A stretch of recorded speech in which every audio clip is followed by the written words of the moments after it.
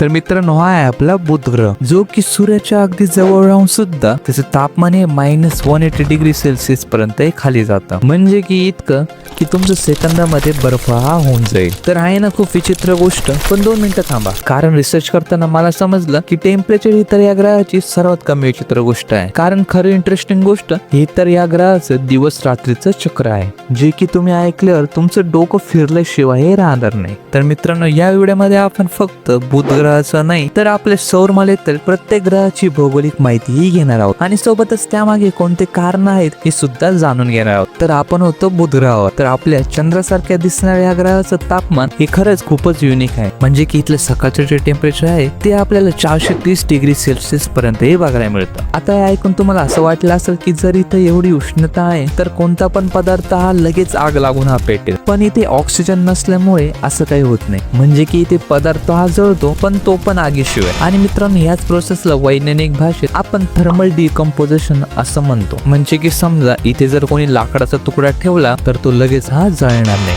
तर त्याचा रंग हा आपल्याला हळूहळू लाल आणि थोड्या वेळानंतर काळसर होताना हा दिसेल आणि पुढे त्याचं कोळशामध्ये रूपांतर हे होऊन जाईल. तर यावरून तुम्हाला एक आयडिया आलीच असेल की सकाळी या ग्रहावर काय सिच्युएशन असते. पण यापेक्षा उलट म्हणजे की या ग्रहाची दुसरी बाजू ही खूपच थंड राहते. आता हे ऐकून तुम्हाला प्रश्न पडलाच असेल या ग्रहाच्या तापमानामध्ये एवढा फरक कसा, म्हणजे की सकाळी एवढं गरम आणि रात्री एवढं थंड कसं. तर मित्रांनो तुम्हाला ही गोष्ट तर माहितच असेल की बुध ग्रहावर कोणतंही वायुमंडळ हे नाही आहे. त्या उलट तिथे फक्त अत्यंत पातळ आणि एक विरळ थर आहे, ज्याला की आपण एक्झोस्फिअर असं सुद्धा म्हणतो. तर मित्रांनो हा थर इतका विरळ आणि पातळ आहे की त्याला बुध ग्रहाची उष्णता ही टिकूनही ठेवता येत नाही. तर त्यामुळे हा ग्रह जेव्हा आपली स्वतःभोवती एक फेरी पूर्ण करतो आणि जेव्हा त्याची दुसरी साईड ही अंधारात जाते तेव्हा त्या भागाची जमीन ही थंड व्हायला लागते आणि इथलं टेम्परेचर हे -180 डिग्री सेल्सिअस पर्यंत खाली हे निघून जातं. तर आतापर्यंतच्या व्हिडिओमध्ये आपण फक्त बुध ग्रहाच्या वातावरणाबद्दल आणि थोडी तिथली भौगोलिक परिस्थिती काय आहे याच्याबद्दल माहितीही घेतली. पण या ग्रहाची सर्वात युनिक गोष्ट म्हणजे की या ग्रहाचं रोटेशन. म्हणजे की मी जर असं म्हटलं की सूर्यमालेतल्या ग्रहांपैकी कोणता ग्रह सर्वात विचित्र रोटेशन करतो तर तो बुध ग्रहच आहे. पण या ग्रहाचं रोटेशन समजण्याआधी तुम्हाला सायडल डे आणि सोलर डे हे काय आहे हे 2 गोष्टी समजून घ्याव्या लागतील. तर मित्रांनो कोणत्या पण ग्रहाचं सायडल डे म्हणजे त्या ग्रहाला स्वतःभोवती एक फेरी पूर्ण करायला लागणारा वेळ. फॉर एक्झाम्पल पृथ्वीचा जो सायडल डे आहे तो आहे 23 तास 56 मिनिटे इतका. म्हणजे की पृथ्वी स्वतःभोवती 360 डिग्री रोटेशन करायला 23 तास 56 मिनिटे एवढा टाइम ही घेते. पण दुसरा हाती जो बुध ग्रह आहे त्याचा सायडल डे हा तब्बल 59 दिवस इतका हा आहे. तर या ग्रहाचं स्वतःभोवती एवढं हळू फिरण्याचं मागचं कारण आपण पुढे तर बघूच, पण त्याआधी सोलर डे काय आहे ते आपण समजून घेऊ. तर मित्रांनो सोलर डे म्हणजे आकाशातला जो सूर्य आहे त्याला पुन्हा एकदा त्याच ठिकाणी येण्यासाठी त्या ग्रहाने घेतलेला वेळ. म्हणजे की पृथ्वीवर सकाळी जर 5 वाजता जर सूर्य उगवला तर पुन्हा दुसऱ्या दिवशी तो 5लाच उगवेल आणि हे सर्व व्हायला पृथ्वीला 24 तास लागतात. कारण की मित्रांनो पृथ्वी ही स्वतःभोवती फिरत असताना सूर्यभोवती पण फिरत असते, त्यामुळे सूर्याला त्याच ठिकाणी दिसायला सायडल डे पेक्षा 4 मिनिटं हे जास्त लागतात, म्हणजे की 24 तास. आणि दुसरीकडे आपला जो बुध ग्रह आहे त्यावर जर तुम्ही एका ठिकाणी उभे राहिला तर त्या ठिकाणी परत सूर्य दिसायला तब्बल 176 दिवसाचा टाइम हा लागतो. तर मित्रांनो बुध ग्रहाचं असं विचित्र वागण्यामागे तसे बरेचसे कारण आहे. म्हणजे की ती सूर्याची स्ट्रॉंग अशी ग्रॅव्हिटी असो किंवा बुध ग्रहाचं सूर्यभोवती इलिप्टिकल ऑर्बिट मध्ये फिरणं असो. तर अशा बऱ्याचशा गोष्टी आहेत जे की आपण एका व्हिडिओमध्ये कव्हर करणं खूप अवघड.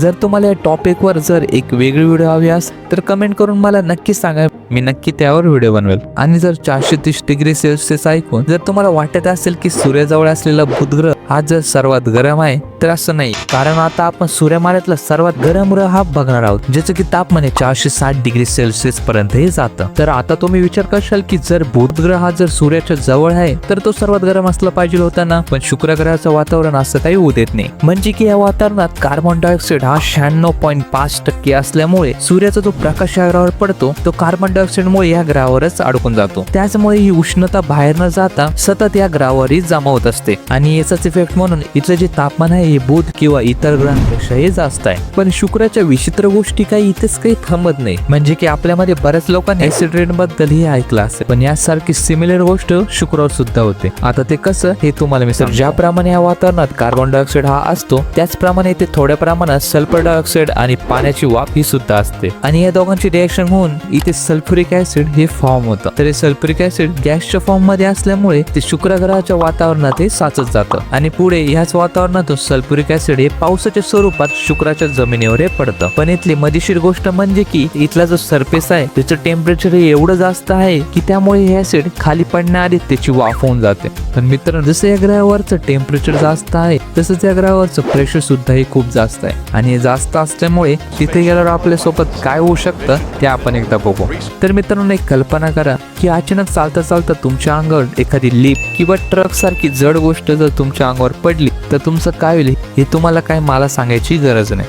तर अशीच काहीशी गोष्ट शुक्र ग्रहावर तुम्ही उतरल्यावरही होईल. आणि फक्त तुम्हीच नाही तर तुमच्या मागे जे स्पेसशिप हे लँड झालेलं आहे त्याचा सुद्धा सेकंदामध्ये चुरगळा होऊन जाईल. कारण की मित्रांनो, शुक्रवारचा जो वायुदाब आहे हा पृथ्वीच्या दाबापेक्षा 90 पटीने जास्त, म्हणजे की 92 ॲटमॉस्फेरिक प्रेशर इतका. तर असा काहीसा आहे आपला शुक्र ग्रह, जो की आपल्याला राहण्यासाठी बिलकुल पण सेफ नाही. पण आता आपण असा ग्रह बघणार आहोत जो की आपल्यासाठी इतर ग्रहांच्या तुलनेत सेफ तर आहेच, पण त्याचसोबत हा ग्रह राहण्यासाठी सुद्धा वैज्ञानिकांची पहिली पसंत आहे. तर हा आपल्याला सर्वांना माहित असलेला लाल ग्रह, जो की आपल्याला समजा आपण कधी भविष्यात इथे गेलो तर स्पेसशिप मधून तो आपल्याला लांबूनच दिसून येईल. आणि जसं जसं आपण या ग्रहाच्या जवळ जाऊ तसं तसं आपल्याला मंगळ ग्रहाच्या अवतीभोवती फिरणारे 2 चंद्र म्हणजे की फोबॉस आणि डिमोस हे दिसून येतील. आणि जसं तुम्ही तुमच्या स्पेसशिप मधून खाली उतराल तसं तुम्हाला पृथ्वीपेक्षा थोडं वेगवेगळं हे वाटेल. म्हणजे की मंगळाची जी ग्रॅव्हिटी आहे ती पृथ्वीच्या तुलनेत फक्त 38% इतकी आहे. म्हणजे की जर तुमचं पृथ्वीवर वजन जर 100 किलो असेल तर ते मंगळावरती 38 किलो हे होऊन जाईल. तर त्यामुळे इथे तुम्हाला चालणं किंवा उभं राहणं हे वेगळं वाटू शकतं. आणि दुसरीकडे जर या ग्रहाच्या तापमानाचं जर बघितलं तर -60 डिग्री सेल्सिअस हे या ग्रहाचं सरासरी तापमान आहे. म्हणजे की बिना स्पेस सूटचं तुमचं 1-2 सेकंदामध्ये बर्फ हा आरामात बनून जाईल. आणि इथे वर जर तुम्ही बघितलं तर सूर्यापासून जे हार्मफुल रेडिएशन इथे येत आहे त्यांच्यापासून आपलं संरक्षण करण्यासाठी इथे ओझोन लेअर सुद्धा नाही. पण मित्रांनो, हे ऐकून तुम्ही उदास नका होऊ, कारण या ग्रहाची एक दुसरी चांगली साईड सुद्धा ही आहे. म्हणजे की मंगळावरती इतर ग्रहांच्या तुलनेत मानवी वस्ती करणं हे थोडंसं सोपं आहे. कारण की मंगळाचा जो एक दिवस आहे तो 24 तास 36 मिनिटे इतका आहे. त्यामुळे मानवी शरीराला इथलं रुटीन ऍडजस्ट करायला हे थोडंसं सोपं जातं. आणि ज्याप्रमाणे पृथ्वी ही त्याच्या ऍक्सिस पासून 23.5 अंशांनी झुकलेले आहेत त्याचप्रमाणे मंगळ हा सुद्धा 25.2 अंशांनी हा झुकलेला आहे. त्यामुळे इथे सुद्धा उन्हाळा, हिवाळा आणि पृथ्वीवर जसा पावसाळा आहे तसा इथे धुळवृष्टीचा ऋतू हा आहे. आणि या ग्रहाचा जो सरफेस आहे तो सुद्धा पृथ्वीशी खूप जुळतो. म्हणूनच मंगळ हा वैज्ञानिकांची पहिली पसंत आहे. आणि ज्या प्रकारे आपण बुध, शुक्र आणि मंगळ या ग्रहाचं वातावरण हे बघितलं त्याचप्रमाणे आपण उरलेल्या ग्रहाचं वातावरण सुद्धा हे पार्ट 2 मध्ये लवकरच बघणार आहोत. तर अशा सगळ्या इंटरेस्टिंग गोष्टीसाठी हे चॅनलला नक्की सबस्क्राईब करा.